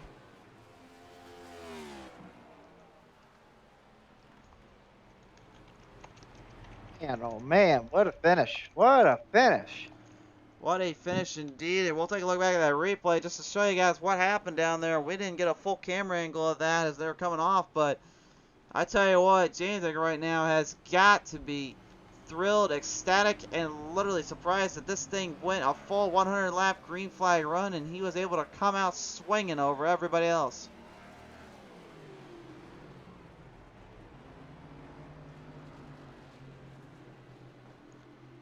Hagen, though, being literally as a 12-second gap difference between him and that crew, I don't even think he was expecting what had transpired there.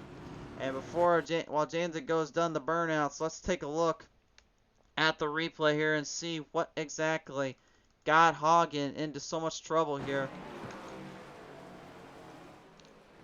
He came off of turn number 4. Was there contact made, or did he just overdrive it? It looks like he overdrove it. Yep. Came off turn number 4. He was battling. You can see how hard he was battling. He was literally trying to steer that thing clear and keep it ahead of Janzik. But the car was simply not to be there. And look at this, look, Sparky. I know you probably can't see this as well, but Hagen actually destroyed the entire left front wheel housing and still brought it home into second. Wow, he really he really went for broke on that, didn't he? Wow, what an effort by him just to even get it across the finish line after that. But man, he got everything he could out of that car and just just couldn't quite hold it there toward the end. Wow, man, look at that. Wow. I am honestly stunned he was even able to get that thing to the end, to the line. But nevertheless, though, we do have one thing we for sure know, which is your race winner here at Worldwide Technology, WWT Raceway, is Craig Janzik, and he is currently celebrating down on the track only the way Janzik knows how to. Yeah, absolutely. A well done win on him. Great strategy on his part to track down Hagen there at the end. And then he capitalized over the mistake that Hagen made coming off the final corner. Indeed, indeed. Well, time to take a look at the final results now. Craig Janzik's going to walk away with this one handedly. And also, Boyd Hagen, maybe with the most Iron Man performance I've ever seen in a car in quite some time, comes away second, third to Kyle Holden. Richard Fornchuk goes fourth. Great strategy from him. Just did not play fully out like he was hoping for. Brian Lorenzo gets fifth. Good showing from him. Sixth to Robert Lawrence. Seven to Eli Childs. Eight to Jason Taylor. Ninth to George Young. And 10th to Stephen Plus. And that will wrap up the top 10 in this one here. So the Champion Power Equipment boys coming away out of this one pretty wholeheartedly. A pretty solid race from the get-go to the end. And can't say anything more than that there. But nevertheless, here, race fans, let's take a listen to the top three as they now join us here. Coming off from his race win last week to a top podium again, Kyle Holden will finish third here at WT Raceway. Oh yeah, we had a good long run there. A whole green flag run for the whole race. So that was pretty wild. Wasn't expecting that, but good job on everyone's part for keeping it clean out there and just having an overall good race. An overall good race and also a really tough performance from you and the crew. I gotta believe coming late into this race here, you saw the position and the performances that was getting up on you, and I had a feeling maybe that you were looking to try to hang in there until the end was coming for you, right? Oh yeah, after 30 laps, these tires just died, and if I gave it an ounce of throttle on exit, we were spinning. So we just had to kind of putty it around there after lap 30 if we wanted to go past that. So that's why you saw me do 3 pit stops there for the strat. But yeah, those tires were dead on my car. So hats off to Boyd and Craig there. Those guys were fast tonight. They certainly were indeed, but you can't sell yourself short either. You're coming away with a pretty remarkable performance and a great shootout from the get-go to the end. So with that in mind here, I'll ask you this. Who do you want to thank here for this one? Just huge thanks to you. You guys up in the booth do a great, wonderful job. Give us something to watch every night. Huge thanks to Speed Demon Setups, Marcus Cosi over there, and then Champion Power Equipment. Thanks for putting this on. For sure there. Well, nevertheless, Kyle, we appreciate you coming on board. Congratulations on another podium, and we'll catch you next time out, bud. Appreciate it. Kyle Holden, ladies and gentlemen, the number 5 comes away with a solid third-place finish. Boyd Hagen, though, I mean, without a shadow of a doubt, puts up an Iron Man performance here in that 96, and despite literally smashing that inside wall off of turn number 4, you had a left front spindle and axle completely broken off with the wheel nut, and yet this thing just continued to drive off into the sunset around turn 3 and 4 and hold off for a second place finish. I gotta believe you're happy about that, but what went down there off of turn number 4 between you and Janzik there? Oh, nothing. Just trying too hard and busted my own ass. That's a nice part about these cars. They keep you honest. I was just trying too hard.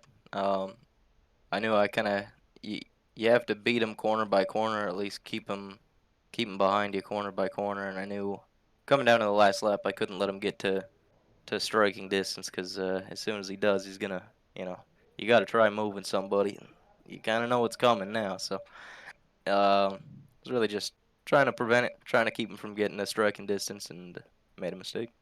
Made a mistake, but coming to the end, coming to the wire, I gotta believe that at the same time, we gotta be pretty much kind of on the edge and on the seat, knowing that this car, definitely will have a bit of a long run, a longevity here for what you perform. But with the with the series getting further into the end zone and end game before we head up into the playoffs, I mean, how much of an importance is this race going to be for you and the crew when it comes to having to figure out how you're going to play out the next couple races? I mean, it's not too important. I think obviously, firing off with a couple wins early to get the season started off on the right foot was kind of that's what we needed, and kind of whatever we do between now and championship time is kind of you know neither here nor there, I guess, because we'll be there when it counts. We'll be there when it counts, and when the time comes, that's when you need to be. So, nevertheless, Hagen, thank you for your time here today. Here's a second place finisher. I gotta ask, who do you want to thank for this all? I gotta thank Kevin Kirchar, everybody at Blackstone Management, Champion Power Equipment, Green Mountain Grills, uh, everybody that's uh, everybody that's part of the whole deal. Cincinnati Curb Records, um, everybody, man. Reaper, everybody over there. Jared, Vicente, Dave, everybody helping out on the cars. Obviously there's a lot of stuff going in behind the scenes and a lot of good stuff going on. So appreciate everybody who's part of our little squad, and we'll go close some more out here at the end of the year. This one's no biggie. For sure there. Hagen, appreciate your time, and congratulations on this race win, bud. Or, excuse me, second place finish here. A couple of race wins this season, definitely helping you out for this one, but we'll see you next time out, bud. Sounds good, man. That was awesome. Good win to Craig too, by the way. Yep, good win to him, and we'll talk to you later, bud. All right, later. You can tell I'm probably used to him actually winning the race out. I'll be honest with you, Dustin. I thought he was going to win this race out, but it wasn't to be because the man we talked to that is your race winner for sure is the Zanny fam, Greg Janzik. And Janzik, you know, we talked about pit road strategies before and how long longevity was going to work. We did not kind of think about the one thing that cars were meant for, which was the speed and to be the fastest driver around the track. You did 3 pit stops to 1 pit stop there from Hagen, and yet this one literally plays out perfectly to win. Yeah, it's amazing. I can't believe it worked. I've never in my life got a pit strategy race or a pit strategy call correct until right here. It feels really good to finally get one of these right. I definitely hate what had happened to Boyd there coming to the white. I was thinking we were going to have a really, really good brawl, and I was expecting to have the run to be able to clear him down into 3, which, for drama purposes would have been just about the ultimate outcome. But I'm so happy to have had a caution-free race at a driver's track to really show, what we're capable of and what what the Nexus Esports Fresh Juice Racing Designs Camry was capable of here today, and you saw it. I mean, the two-step strategy was something that I had kept in my head, and I said, if I wasn't going to be leading when we hit lap 33, I was thinking I was going to go for it, just to send it. I mean, we have that win from Richmond locked us in, so we can be really flexible with our strategy. And the once I made that little mistake there and got into the fence, um, I was confident that the two-strap strategy was going to be what I had to opt for, and I didn't think it was going to work. I didn't think it was going to work until we had about 15 to go, and I saw what the deficit was and what my closing rate was, and I knew we were going to get there. And then we had some lap traffic I didn't want to interrupt. Fornshell and Lorenzo there battling for fourth when I got to them, so I had to kind of carefully pick my way through them. But we got there, and then Boyd made that little slip up and throttled up a little too hard, and on old tires, that's all she wrote. That's all she wrote indeed, and what a very long haul strategy and position you put yourself into. With that being said, though, I mean, do you think maybe down the road this is going to continue to work out in your favor? Or this will be something you're going to be able to continue to do in the next coming races? Yeah, we have this 3-week break coming up, which is going to be nice to just kind of unwind from this. We'll resume on the 28th, and there's maybe some fun things in the works. I'll tease that for everybody for the break. Might have something fun going on. Who knows? But it is something that we can continue to do. I said this to Robbie and plus my teammates. I said, the stopping Mort strategy with this next gen car seems to always be the thing that works. If you look at Hamlin at Richmond, and if you look at Chastain's win at Circuit of the Americas, they both pitted one more time than everyone else, and were on the right side of the strategy. And here we are pitting one more time, and hey, add Blaney's All-Star race went into that too. They all put in one additional time compared to the best competitor from the other strategy, and all those guys are victorious. So I think those trends can carry over into the simulator for sure. For sure there. Well, Janzik, as you sign off today with another race win, another strong performance here for you and the crew, really what this one lays down to now is who do you want to thank for all this? Yeah, of course, got to thank Champion Power Equipment, one of the greatest league sponsors that anyone could ever ask for. I hope they stay with us for quite some time because the support they give us is amazing, and the best generators on the market for sure.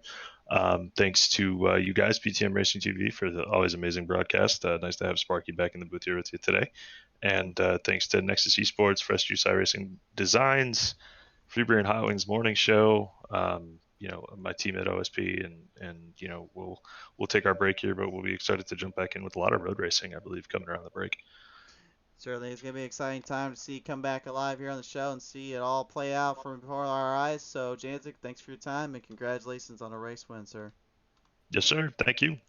Ladies and gentlemen, Craig Janzik is going to walk away with this one here, and well, it was a show on the works and a show on the road here, Dustin. And looking at our positions and our finishers, what a lineup, really, we're left with. And really, in my opinion, probably couldn't have been any bit of a crazier little ordeal considering how long the runs were and how long it took before things got really into the end game and the end zone until this race was over with. Yeah, absolutely, and quite a quite a very clean race overall. Didn't have any cautions at all. Went straight 100. Green flag racing. Did not expect that tonight from these guys here with the new car. We've talked about the update earlier and everything. And you know what? These guys still was able to run 100 laps under the green flag. Able to keep their cars under them for the majority of the part here. And these guys did a well of a job. So, shout out to every one of these guys here tonight on the racetrack because each one of them did a wonderful job out here on the racetrack. One of the cleanest races I've seen. So, and congratulations to Mr. Janzik there on the win. Great strategy on his part, and shame for Mr. Hagen, but man, that was amazing how he brought that car back after hitting the wall like he did. He really was too. It just shows kind of the versatility that the drivers have to keep them honest, while also at the same time keeping them at a very distant playing field and level out on the track. And it was definitely a case here. It was pretty crazy and a little overwhelming sometimes, just kind of how difficult things got in the later half and how things got coming into the final half there. Yet, as we sign off today, I mean, my final thoughts is this. I mean, this race proved to be a race that was of proportions, a unique little battle and a unique venture, and it was what we expected to be. And really, I think what a lot of folks need to kind of expect these to be, which is a battle of endurance between man versus machine and nothing else, really. Yeah, absolutely. I'm looking forward to seeing now since these guys have gotten this race under the belt, now they get a break for a little while. They can kind of test the car out a little bit, get a little bit more familiar with it now. And then when they come back later on, when they get back after it again, tell you what, they're going to put us on another good show, I do believe. Absolutely, and their next visit will be here on June 28th here at Nashville Super Speedway. So join us then when the time comes. But race fans, from all of us here at PT Race TV, we thank you for your support. A very big thank you to our friends at Champion Power Equipment as well for sponsoring and supporting this show in the league. And from all of us here, I have been the host, Christian Crusader Shriver, with my friend, colleague, Dustin Sparklicious, Dustin Sonaker. We're signing off today here from Madison, Illinois. We'll see you guys back in Nashville when the time comes. Thanks for tuning in to PT Race TV.